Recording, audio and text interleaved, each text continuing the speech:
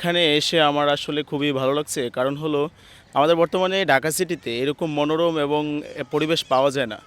ঢাকা সিটিতে যানজট অন্যদিকে খুবই ব্যস্ত শহর কোলাহল মানে একটু দিন শেষে সবাই অফিস শেষে কিংবা ফ্রি সময় যে বাহিরে গিয়ে একটু নিজেকে উপস্থাপন করবে কিংবা একটু ঘুরবে, একটু মনোরম পরিবেশে বসবে। ঢাকা সিটিতে বর্তমানে যেই পরিমাণ জ্যামজট এবং কি যেই পরিমাণ গাড়ি বহরের আভাস তা আমরা পাচ্ছি না। তো আমরা দিন শেষে কেউ যদি বর্তমানে এখানে আসে, এই রমনার আসে, তাহলে আমাদের এই মনোরম পরিবেশটিতে খুবই আসলে সৌহার্দ্যপূর্ণ।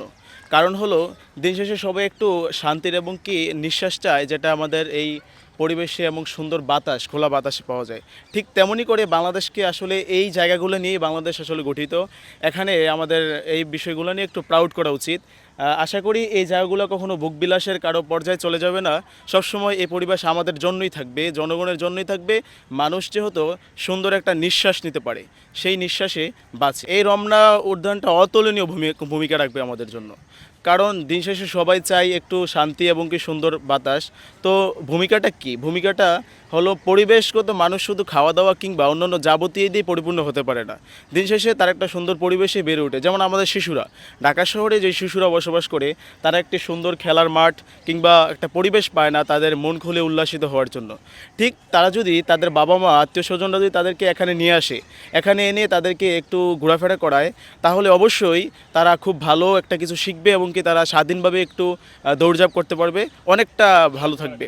না, আশা করি আমি যতক্ষণ ছিলাম বা আমি আরও পূর্ব এক্সপিরিয়েন্স থেকে বলতে পারি, আমি যতবার এসেছি এখানে কোনো এরকম কিছু পাই নাই যে কেউ আমাদেরকে উত্ত্যক্ত করে কিংবা কেউ কিছু করে। তবে কিছু থাকলে ওটা আমার জানা নাই, তবে যেটা শুনি মাঝে মাঝে কিছু হয়, ওটা আমি অবশ্যই প্রশাসনের দৃষ্টি আকর্ষণ করি। আপনারা একটু খেয়াল রাখবেন। তত কিছু হয় না, তারপরে একটু খেয়াল রাখবেন। যেমন এইরকম একটা পরিবেশ, দিন শেষে মানুষ এখানে আসে পরিবার নিয়ে, পরিজন নিয়ে এসে তাদের একটা সুন্দর চলাফেরা করতে চায়। তাহলে যদি কোনো ডিস্টার্ব ফিল করে তাহলে এটা সমস্যার। এইসব প্লেসগুলো খুবই সিকিউরিটি সম্পন্ন থাকা উচিত, আমি এটাই মনে করি।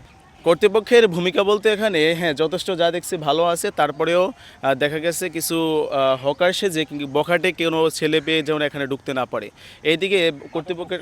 হ্যাঁ অবশ্যই, এটা যতটুকু দেখলাম মাদকমুক্ত থাকতে হবে। যতটুকু আছে, যেমন সিগারেট চলে না কিংবা অন্যান্য যাবতীয় দেখি, তাতে আমরা নিজেদেরকে ভালোই মনে হয় যে এটা মোটামুটি ভালো আছে।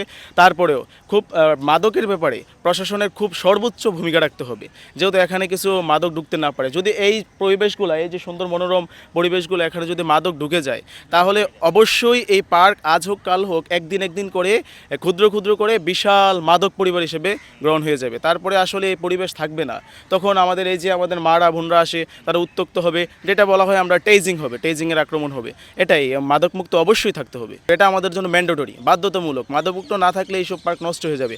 থাকতেই হবে মাদকমুক্ত।